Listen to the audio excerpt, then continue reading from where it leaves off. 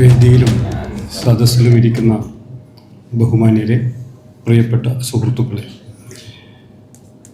ഒരു കവിതയ്ക്ക് ഒന്നല്ല, എടശ്ശേരിയുടെ 2 കവിതകളാണ് പ്രധാനമായും ഈ പഠനത്തിൽ വിധേയമാക്കിയിട്ടുള്ളത്.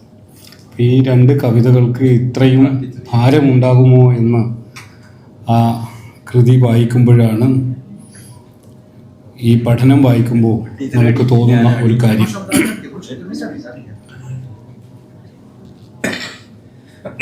അതുകൊണ്ട് ഇവിടെ 2-3 കാര്യങ്ങൾ സംഭവിക്കുകയാണ്. ഒന്ന്, രാഘവമാഷ് എഴുതിയിട്ടുള്ള എടശ്ശേരിയുടെ ആഖ്യാന കവിതകളെ മുൻനിർത്തിയിട്ടുള്ള ഈ പഠനത്തിൻ്റെ വിവിധ തലങ്ങളിൽ നിന്നുള്ള വായനയാണ്.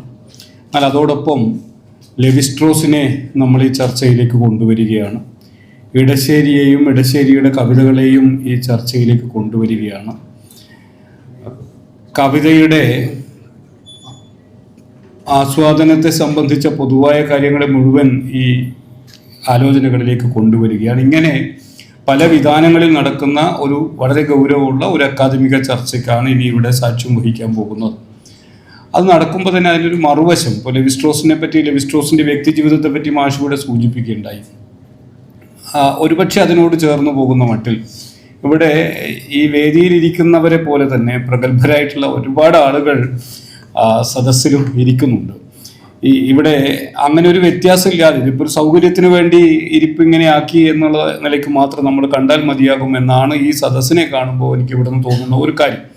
അപ്പം അങ്ങനെ ആയിരിക്കുമ്പോൾ തന്നെ ഇവിടെയുള്ള എല്ലാ ആളുകളും എഴുത്തിൻ്റെ, വായനയുടെ, അധ്യാപനത്തിൻ്റെ ഒക്കെ മേഖലയിൽ പ്രവർത്തിക്കുന്ന ആളുകളാണ്. അങ്ങനെയുള്ള മേഖലയിൽ പ്രവർത്തിക്കുന്നവർക്ക് ഒരു പുസ്തകത്തെ മുൻനിർത്തി ഒരു ദിവസം ഒരുമിച്ച് ഇരിക്കാൻ സാധിക്കുക, ആ സൗഹൃദങ്ങളെ പുതുക്കാൻ സാധിക്കുക, അങ്ങനെയുള്ള മാനവികമായ മറ്റൊരു തലം കൂടി ഇന്നത്തെ ഈ കൂടിയിരിപ്പിനുണ്ട് എന്ന് വിചാരിക്കുകയാണ്. അപ്പോൾ ഇങ്ങനെ പല തലങ്ങളിൽ ശ്രദ്ധേയമായിട്ടുള്ള ഒരു പരിപാടിയാണ് ഇവിടെ നടക്കുന്നതെന്ന് മാത്രം ആമുഖമായി സൂചിപ്പിക്കുകയാണ്. ഇനിയുള്ളത് മോഡറേറ്ററെ സംബന്ധിച്ച് സമയം പാലിക്കുക എന്നുള്ളത് വളരെ പ്രധാനമാണ്. നമ്മുടെ ചർച്ചയിൽ നമുക്കിത് വൈകുന്നേരം ആ കൃത്യസമയത്ത്, നമ്മൾ ഉദ്ദേശിച്ച സമയത്ത് തന്നെ തീരണമെന്നുണ്ടെങ്കിൽ അക്കാര്യത്തിലൊരു നിർബന്ധം നമ്മൾ പുലർത്തേണ്ടതുണ്ട്. ഇപ്പോൾ ഉച്ചയ്ക്ക് മുമ്പ് 3 അവതരണങ്ങളും, ഉദ്ഘാടനം ഉൾപ്പെടെ 3 അവതരണങ്ങളും പുസ്തക പരിചയവുമാണ് ഉള്ളത്.